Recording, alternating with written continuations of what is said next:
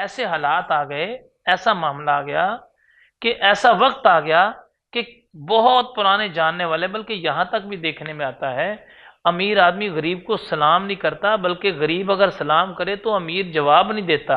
اللہ!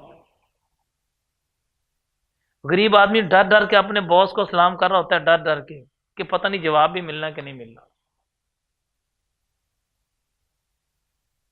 کسی کے بارے میں غلط فہمی ہے، اس کے سلام کا جواب ہی نہیں دینا۔